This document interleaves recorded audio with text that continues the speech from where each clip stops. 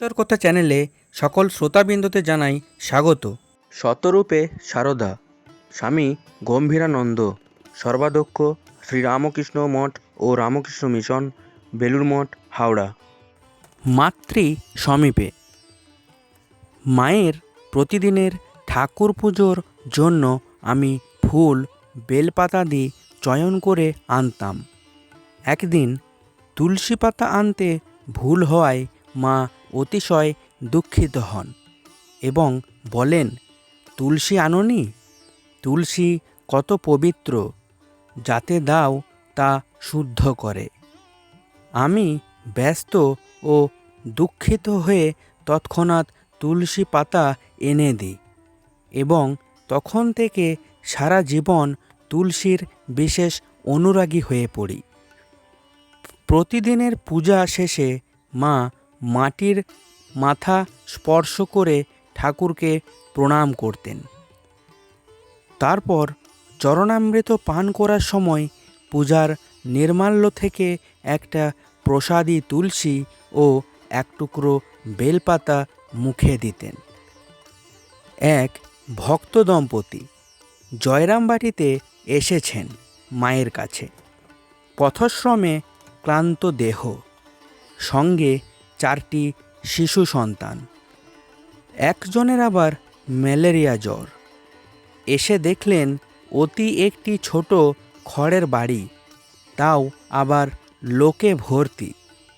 কোথায় থাকবেন, কোথায় বসবেন কে জানে, মাই যে বা কোথায়। মা সংবাদ পেলেন, তাদের ভেতরে ডেকে আনলেন। নিজে অগ্রসর হয়ে পরম স্নেহে সন্তানসহ কন্যাকে নিজের ঘরের বারান্দায় আনলেন। মায়ের মুখে আদরের মা এসো ডাক শুনে কন্যার বিপন্ন ও বিষণ্ণ ভাব যেন কেটে গেল। হৃদয় ভরে উঠল, মুখের ভাব হলো প্রফুল্ল। মায়ের স্নেহের ইন্দ্রজালে মুহূর্তে সমস্ত দৃশ্য পরিবর্তিত হয়ে গেল। শিশুদের শোয়াবার, নিজেদের বসবার, বিশ্রাম করবার ব্যবস্থা হলো তৎক্ষণাৎ।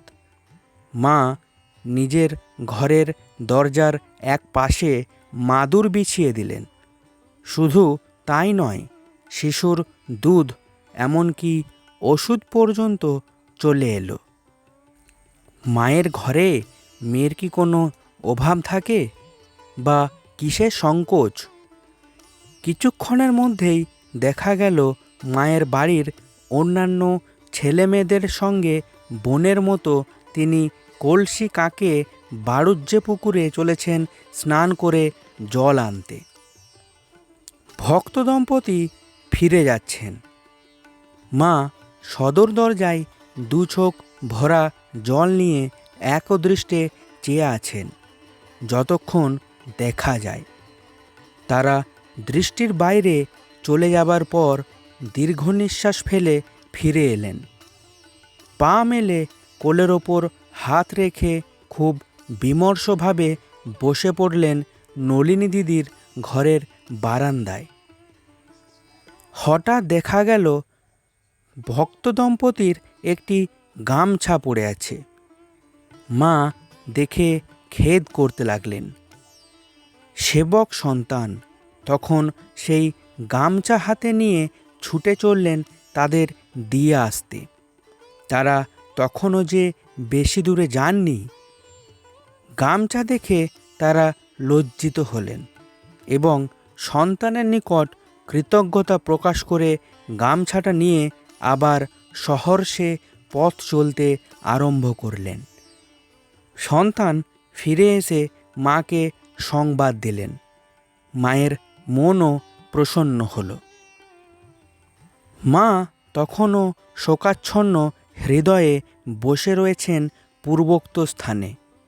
সন্তানটি বাইরের ঘরে বিশ্রাম করতে যাবেন। হঠাৎ শুনলেন মায়ের শোকার্ত কণ্ঠে কান্নার স্বর। আহা বাছা আমার, কালকে সে স্নান করতে পারবে না। যখনই শাড়ি খুঁজতে যাবে তখনই মনে হবে ফেলে এসেছি মায়ের বাড়ি। সন্তান ব্যগ্র হয়ে ছুটে মায়ের সামনে দাঁড়ালেন। ভক্ত মহিলা স্নানান্তে ভিজে শাড়িখানি পুণ্যপুকুরের পাড়ে শুকাতে দিয়েছিলেন। মনে নেই, যাবার সময় তা ভুলে ফেলে গিয়েছেন। এতক্ষণ সে শোকোচ্ছ্বাস হৃদয় চেপে রেখেছিলেন। এখন তা ফুটে বের হলো, কান্নার স্বরে খেদ করতে লাগলেন। জনৈকা নিঃসন্তানা রূঢ়ভাবে বললেন, মাগি কোন দিক সামলায়? এতগুলো বাচ্চা কাচ্চা। তার কর্কশ স্বর, কঠোর বাণী মায়ের শোকের মাত্রা যেন বাড়িয়ে তুলল। অশ্রুবর্ষণ করতে করতে ভগ্নস্বরে বলতে লাগলেন, ভুল তো হবারই কথা। মন কি ছেড়ে যেতে চায়? একটি রাত কাছে থাকতে না পেলে প্রাণ খুলে দুটি কথা বলতে পেলে না? সন্তানটি কাপড়ের দিকে চাইতেই নলিনী দিদি মুরব্বিয়ানার সুরে বললেন, এই একবার ছুটে এলো, আর যেতে হবে না। তারা একতক্ষণ অনেক দূরে চলে গেছে। মায়ের দিকে চেয়ে সন্তান স্থির থাকতে পারল না। শাড়িখানা হাতে নিয়ে মাকে বললেন, বেশি দূর যাননি, এক্ষুনি দিয়ে আসছি। মায়ের মুখ আবার প্রসন্ন হলো। স্নেহস্বরে বললেন, বাবা রোদ আছে, ছাতা নিয়ে যাও।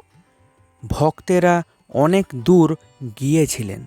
তাকে দৌড়ে আসতে দেখে অতীব বিস্মিত হলেন এবং শাড়ি দেখে তখন ভক্ত পরিবারের মনে পড়ল শাড়ি রোদে শুকাতে দিয়েছিলেন, আনতে ভুল হয়ে গেছে। ভক্তেরা লজ্জা ও বিনয় প্রকাশ করলেন ও আফসোস করে বললেন যে এত কষ্ট করে শাড়ি আনবার প্রয়োজন ছিল না। সন্তান যখন মায়ের দুঃখ ও উদ্বেগের কথা জানালেন, প্রথমে তারা বিস্মিত ও স্তম্ভিত হয়ে গেলেন। পরে মাতৃস্নেহে দেহ পুলকিত ও হৃদয় বিগলিত হয়ে গেল। ঈশ্বর কথা চ্যানেলের পাঠ আপনাদের ভালো লাগলে লাইক, শেয়ার ও সাবস্ক্রাইব করবেন। ধন্যবাদ।